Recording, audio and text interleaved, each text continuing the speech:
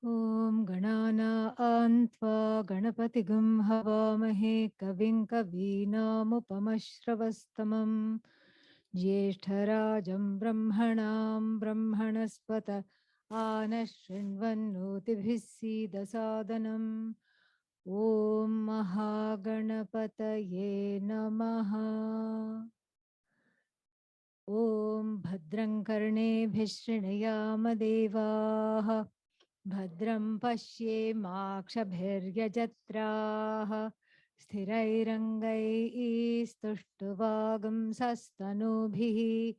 Vyashema Devahitam Yadayuhu Swasti na Indro Vruddhashravah Swasti nः Pusha Vishvavedaः Swasti nastarksho Arishtanemiः Swasti no Brihaspatirdadhatu Om Shanti Shanti Shantihi Om Namaste Ganapataye. You can repeat. Namaste Ganapataye Tvameva Pratyaksham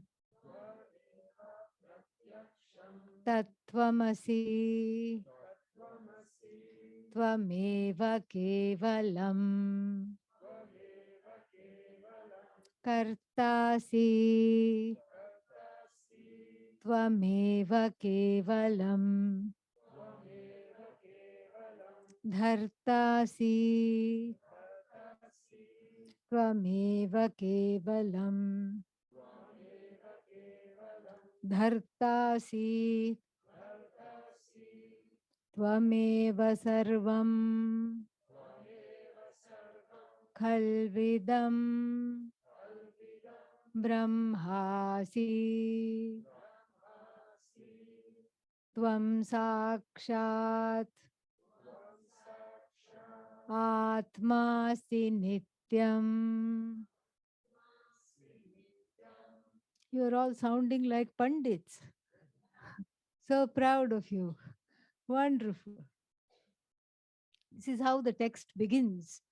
Before we understand the healing nature of the prayer, since this is an Upanishad, Upanishad means it is concerning itself with the vision of who the I is.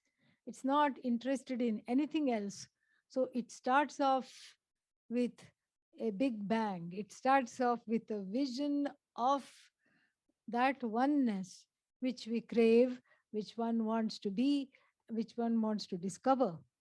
And so it starts off with the vision, and then it will get down to the level of the everyday. How the embodied person prays. What is the need for prayer? What is Ganapati? We already saw there are two meanings of Ganapati. One is on the level of the universal truth, which is the truth of the I. And the other one is the avatara called Ganapati. After this film got released, this with this blue people. I haven't seen, I haven't seen the film, but I just saw the posters of it, and now they have a part two of it. So thankfully, thanks to that, I have never needed to. After that film came out, I have never needed to define the word avatara. It has. So this is very easy now. Hollywood has made it easy for me. So this is the so Gadapati as an avatara, as a devata for the sake of meditation, for focusing the mind, we need a form. And so from that standpoint, we have that. But here we are not talking of that. That will come later in the Upanishad. But first we are talking of the universal truth. And truth means that which is real. And that which is real means Sat. We saw that. The word Sat has two definitions. One is it is unchanging in all three periods of time, it is the same. It does not change. And then what else? It is non negatable. These two things we have to understand. These two things are there. And the only the word Sat is used for that which doesn't change and which is non-negatable. You can't use it for anything in the universe. Why? Because everything changes and everything is eminently negatable, except for the person who is saying everything is negatable. The one who says everything is negatable is non-negatable. This is what we have to understand. And then don't say, what is the proof of this? The proof of this is the words of the Upanishad itself. Why should I trust this? Because what other choice do you have? That's all I have to ask. If you don't trust the words of the Upanishad, there is one, one has the option of just going about as usual, mired in the doubt, mired in the distrust, distrusting oneself and everything around. And so, therefore, we take a leap of faith and say, these are the holy words channeled by the rishis. And so, if they were able to communicate this for me, for all of us, in an unbroken lineage of gurus, then there is something for me to benefit from this because it is beneficial. Why is it beneficial? Because it is singing my glory, the glory of the self. That is why it is beneficial. It is putting me in the best of lights. It's like looking into the Upanishad is like looking into the mirror. It is showing me in the best possible way. So that is why we take the chance and see the Upanishad open-mindedly and allow it to give its message, give it the benefit of doubt, and that is what is called reverence, Shraddha. So first we say Namaste Ganapataye. And immediately, since we know Ganapati, the elephant eared, elephant faced Lord comes in front of the eyes. Save that for later, okay? Save that for later. Right now, Ganapati means something else. Gananam Patihi, the Lord of all groups. It's a very ingenious epithet to understand the workings of the universal laws, because we see that everything is in groups. Everything is in groups, even though we have expression like lone wolf. Wolf also is in pack, you know. Wolf also has babies. Wolf also has friends or species. There are groups. Everything is in groups. You look at ants, you'll never see a single ant. And if you see a single ant, that means you need glasses. Okay, that's the only thing it means. So then there is always a group, a line of them. They are going somewhere. God only knows where they are going. But they have a plan. They have a better plan of life than all of us because they are headed somewhere. And untiringly they go. And if you put your finger there, they will walk over the finger. They are that determined. This is how it is. Group, and then even bacteria come in groups. Virus comes in groups. So the whole Jagat is made of groupies. Everything is in groups. Everything is in groups. And the Lord of all groups means that there is, the Lord is not some kind of a guy in the sky. The Lord of all groups means that there is some knowledge there. The knowledge of how things are categorized, a flawless knowledge. It's just mind boggling. How are things categorized like this? And how do the karmas of one group intersect with another group? The dinosaurs came and then they went, and then something else came and then it went. That group of things went. And so this group is very fascinating. In a way, that even human beings grow up in groups. A baby on its own, if it's abandoned somewhere, even though sometimes we hear the story of the founder of Rome, the founders of Rome were raised by wolves. Even that is an aberration, that's an exception. Generally, the baby needs the warmth and the care, the love of many people in the family. It needs to belong. The sense of belonging is very, very, very important.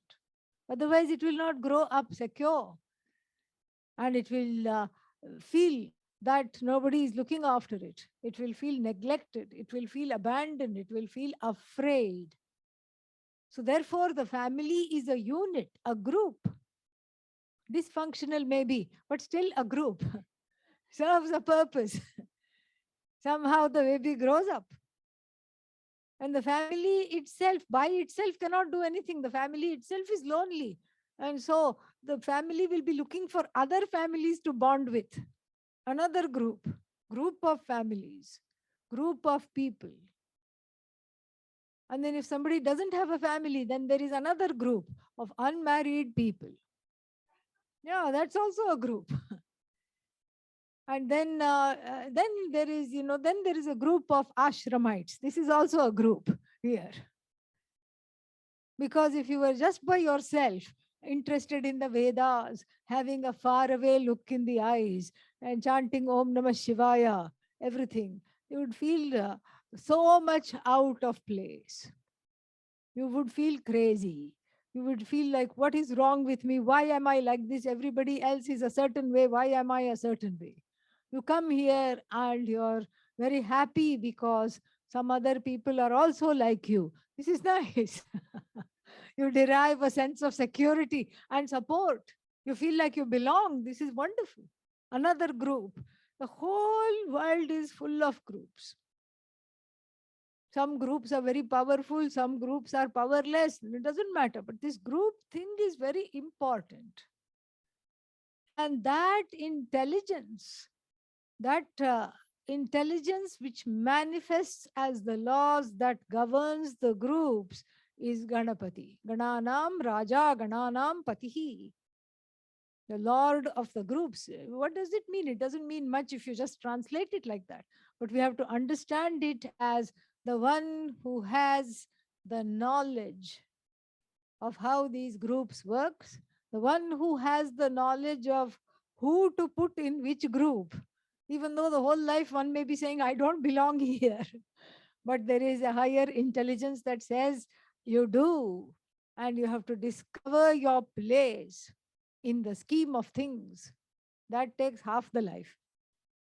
Discover your place in the scheme of things. And what about the other half of the life? Make peace with whatever you have discovered. That's the other half of the life.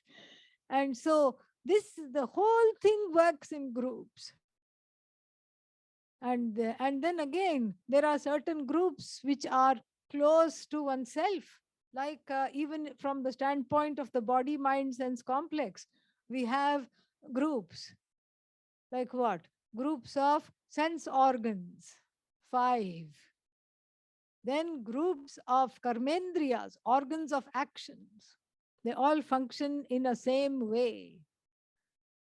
Sense organs are there to cognize the sense objects. This is a troublesome group because the mind goes after that, after whatever is cognized. And then the karmendriyas, the organs of action, also go forth, and they have certain commonalities. And so the one who has that, who is the mind of all minds, the buddhi of all buddhis, the intellect without a head, really. Because if the knowledge is inside a head, that means it is finite. Here we are talking of infinite knowledge. Easy to say, but difficult to describe. What is infinite knowledge? Infinite knowledge means that which simply is, and that which is not in the form of a knower, pramata. or an object of knowledge, that which is to be known, prameya, or something that is the means of knowing, pramana. That which is neither the knower, nor the known, nor a means of knowing. That without which, without whose presence there is no knower, without whose presence there is no object of knowledge, there is no presence, no subject, no object. The status of the subject and the object depend upon that intelligence, without which there is neither knower nor known, nor the means of knowing. So whenever we know, we say, I know this. We are talking of something that is finite. Because I, as the knower, is separated from that which I know, which is the object, subject, object, and means of knowing. Means of knowing means what? I see something. That sight is a means of knowing. Sight, or I hear something. The hearing is a means of knowing. And so, like this, every knowledge that we have is truncated, fragmented, finite.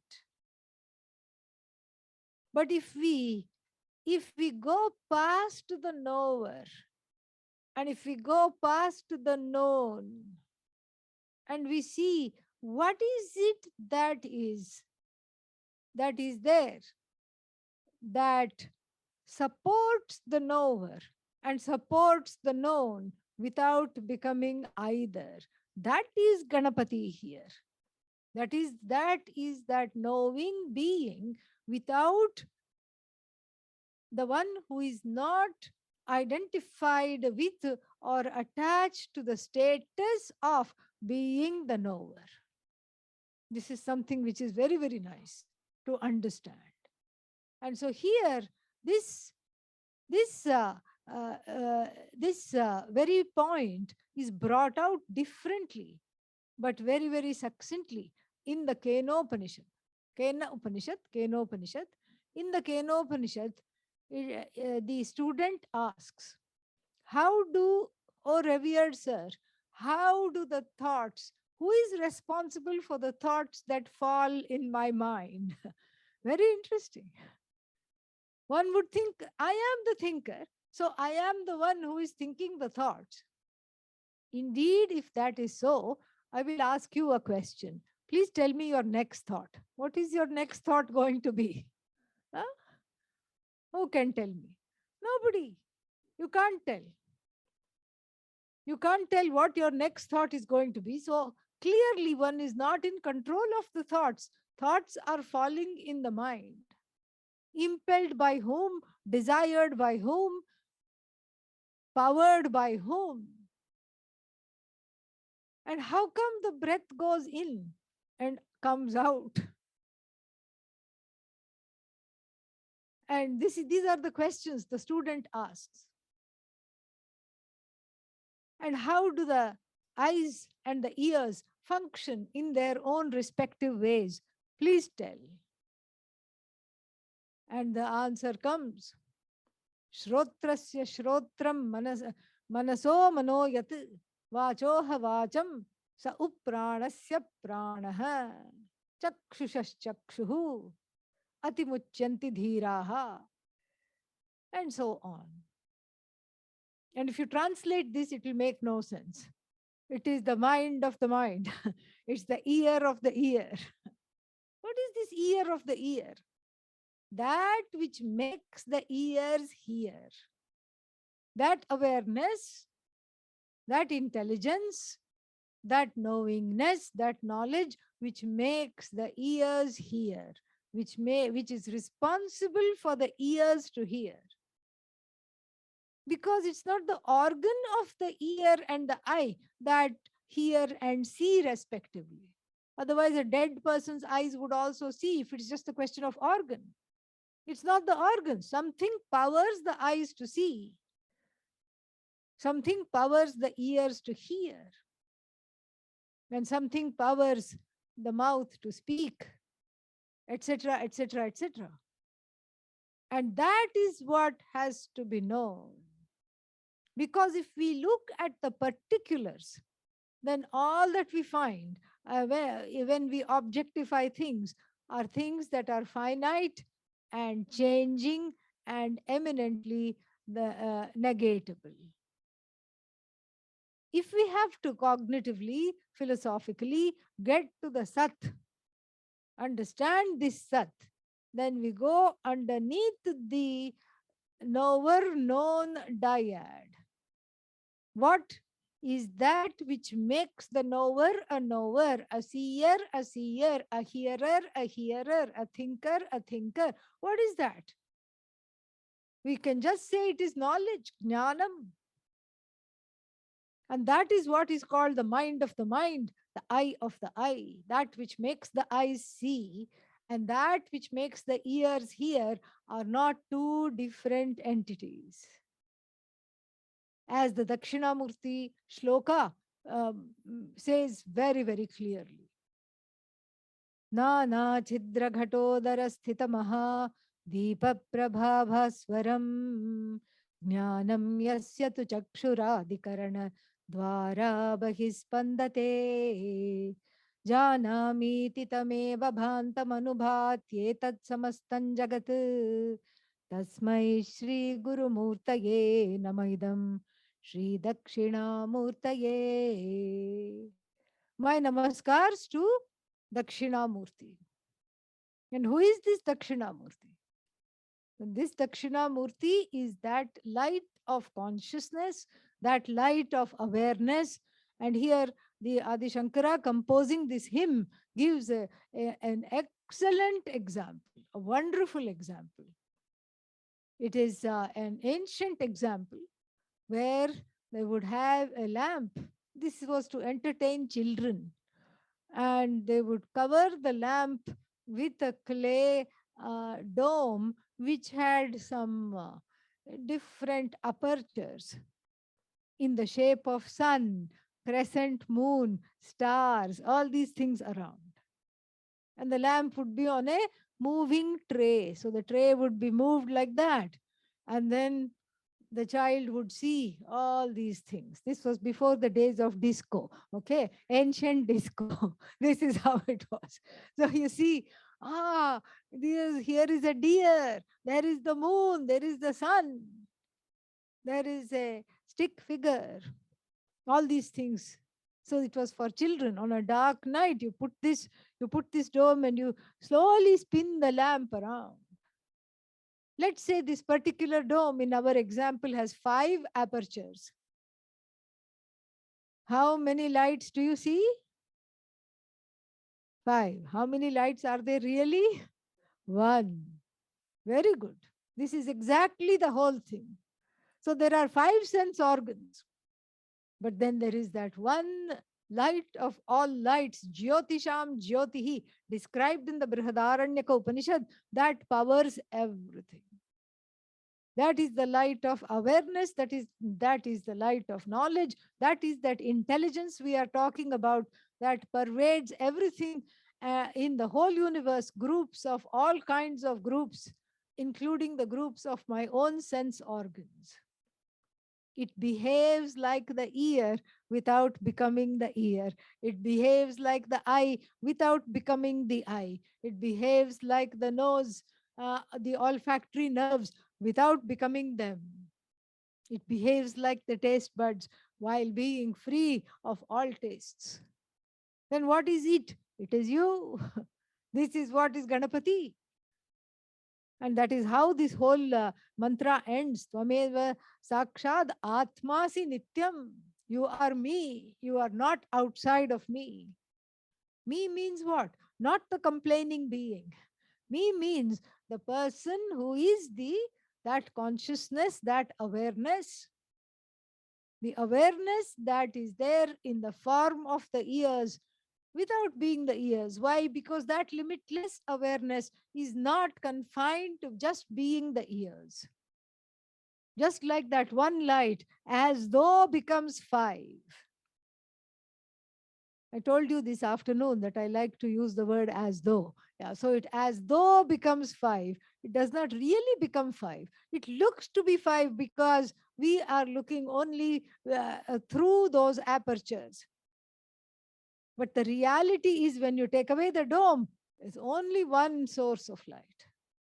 And here too, that one non dual, non fragmentable consciousness, that light, that intelligence, which is Ganesha, which is described here as Ganapati, has done some magic in the form of manifesting the whole universe of names and forms, which are categorizable easily into groups.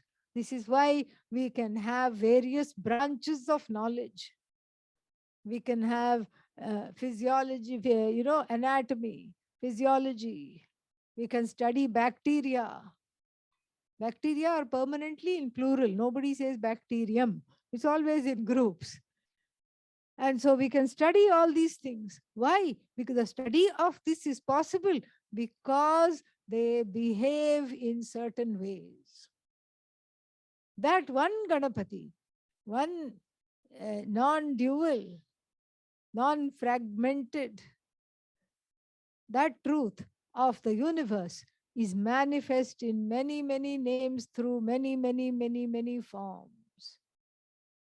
And then what?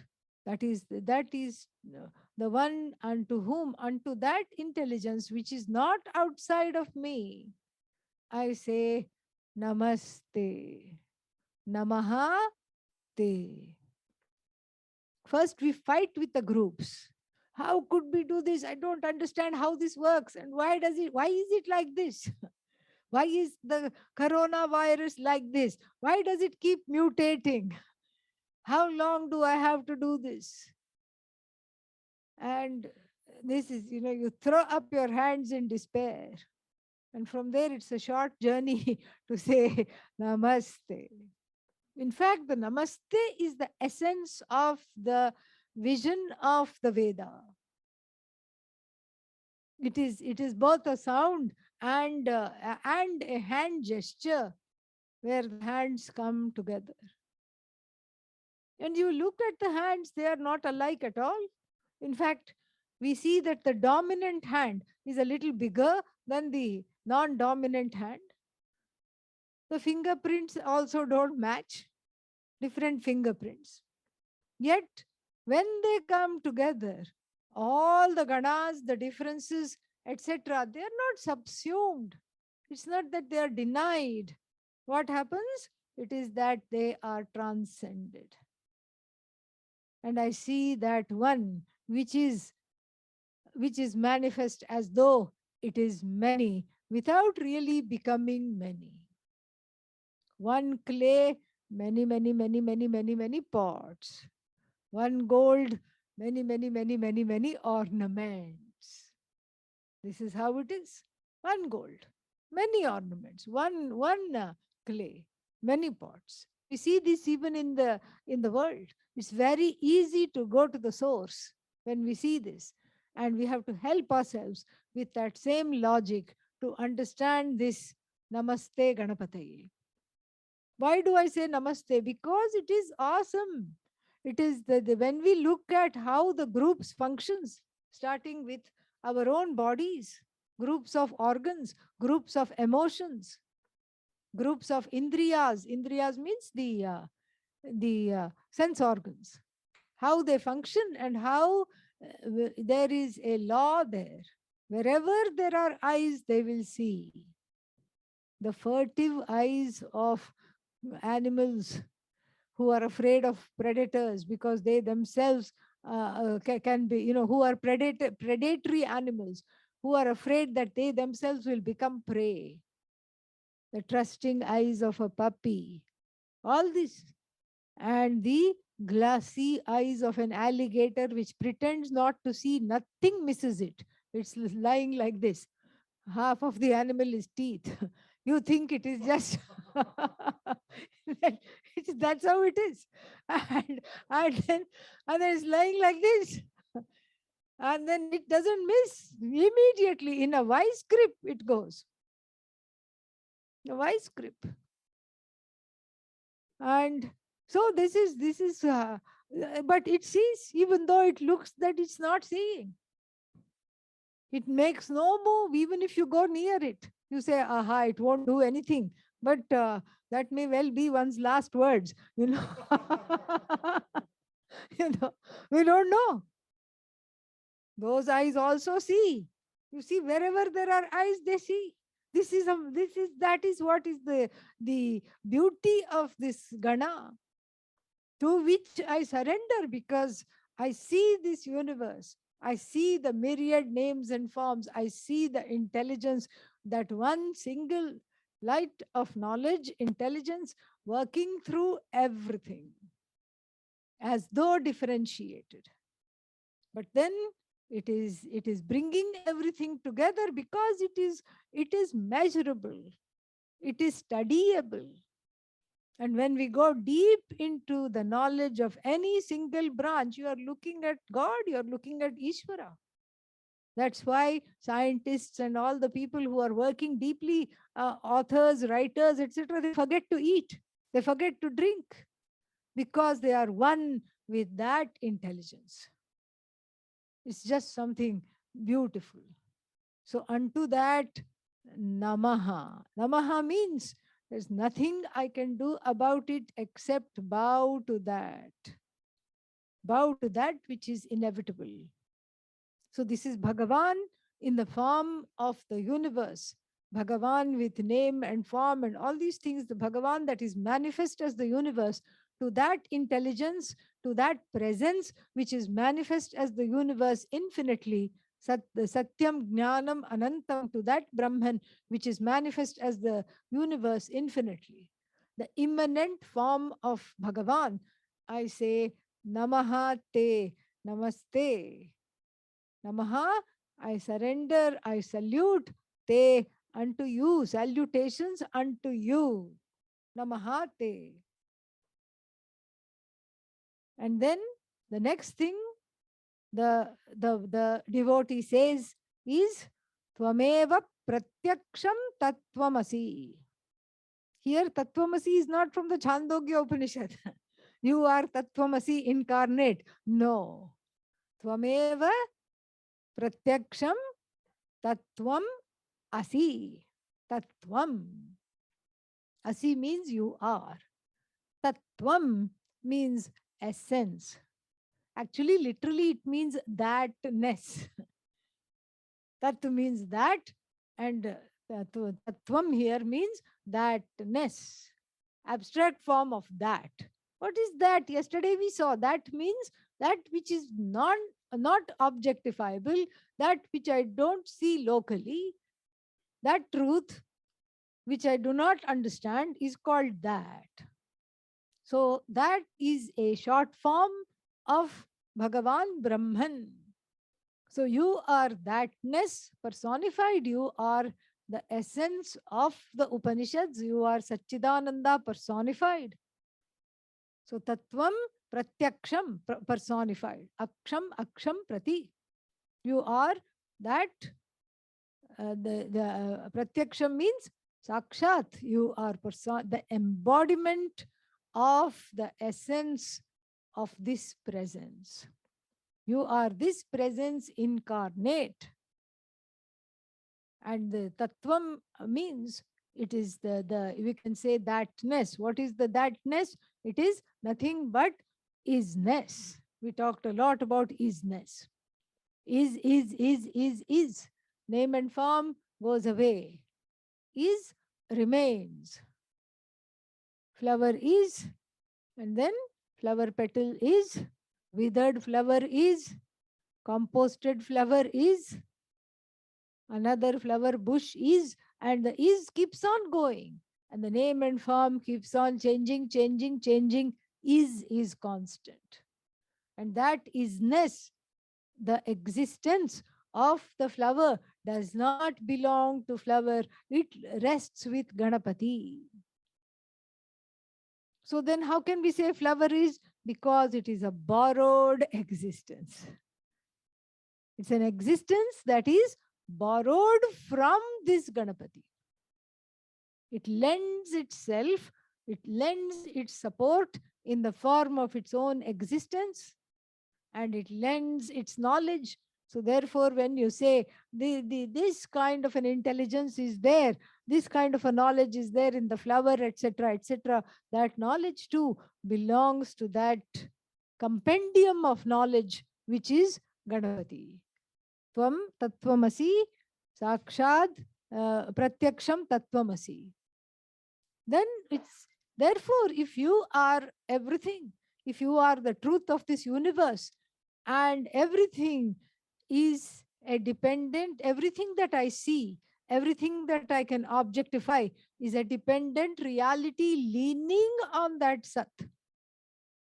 If it's a dependent reality, it has to lean on something that is not dependent on anything, and you are that source upon which everything leans. And then leans means as though, depends upon, draws its existence from, resolves into, sustained by that intelligence, that presence alone. This is what is Ganapati. So then we say, Tvameva Kevalam. Kevalam means you alone are. You are the only one. Who are you? Karta. What is Karta? Doer. You are the agent. So then who is the one who is saying you are the agent? The one who mistakenly thinks of oneself as an agent is consciously giving up the agency to say, you alone are the agent. This is a very wonderful way. It's a wonderful recipe for cheerfulness. How to be cheerful? Don't take the agency on. That's the thing. Somebody was asking in the afternoon question, one question, how to be cheerful all the time. Don't take on the agency of that which does not belong to you. Because really, you say, I made this. How did you make it? Oh, I just had the brains. Who made the brains? Did you make the brains? No. You did not make the brains. Your mother did not make the brains. Your father did not make the brains. Brains given. Everything is given. Raw materials to make something given. The intelligence given. The ability to put the things together given. What can you? And we don't see the giver. So we forget about this. We don't know the giver. We don't understand this. But it is given. So we do not make a, we don't have that wherewithal to say, we don't have any reason to say, I am the author of this. We don't have that. In India, knowledge does not belong to anybody.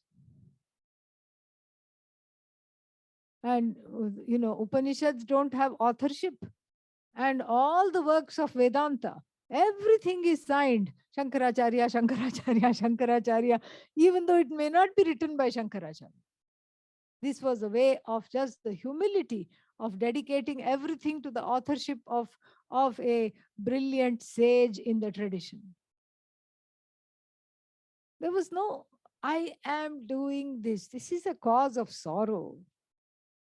Because you're really not doing anything. We are not doing anything. We are not creating anything other than confusion. That's all we are ready to create. That's all we are creating. And so therefore, the understanding that, oh Ganesha, you are Ganapati. Ganesha, same thing. You are the Karta. Why? Because everything that I have is given by you. You kevalam karta, you alone are qualified to be known as the karta. And so this is, here we see that when we talk about Bhagavan and here Ganesha, that consciousness and existence, the source of all existence, equipped with the intelligence is seen from three standpoints, that same consciousness. In the tradition, first as the creator, karta, then as the sustainer, dharta, then finally as harta, don't say destroyer, the resolver, harta. Tvameva kevalam kartasi, dhartasi, hartasi. These are the threefold function. From the threefold standpoints we see. It's not that there are three different entities. It's the same entity equipped with the function and form to create, to sustain, to resolve. Even the human beings have this capacity. But here, that all these three capacities are resting in this conscious being is something which makes us understand that this is something very amazing. Because in the world, some people are good at starting things. You give them something to start, they will start it wonderfully. And then you ask them to run it, they want to leave it and go away. They are not good at running it. And some other people will say, start something and give it to me, I'll run it. I'm not good at starting it. And then a few other people, they are not good at starting. They are not good at running either. What are they good at? Ending. As soon as they come into the room, groups dissolve. Catastrophe. But they are needed. We just have to channel their power, that's all. We just give them a wrecking ball and a little demolition truck. Okay, certain buildings need to be destroyed. Go and destroy them. Or sometimes, like there are difficult things like tenants needing to be evicted. They are not going. Such people are very useful. They can talk them out and clear off things. And sometimes certain organizations get very dysfunctional with a lot of infighting and everything. Such people are brought in to just dissolve the entire organization. They are good only at that. But in one person, all these functions should rest in such glory is something which is very, very, very difficult to even comprehend. So, tvameva kartasi, kevalam, tvameva dhartasi, tvameva hartasi. And then who is this? Who is this awesome being? Tvam sakshat atmasi nityam. You are nothing outside of myself. You are nothing but me. You are me. And I am nothing but just what this intelligence is not outside of me. This is what is called a Mahavakya, that last sentence in this portion that we have studied today. We'll take it up in the morning satsang. Om Purnamadah Purnamidam Purnat Purnamudachyate Purnasya Purnamadaya Purnamevavashishyate. Om Shanti Shanti Shanti. Harihi Om Shri Gurubhyo Namaha. Harihi Om. Thank you.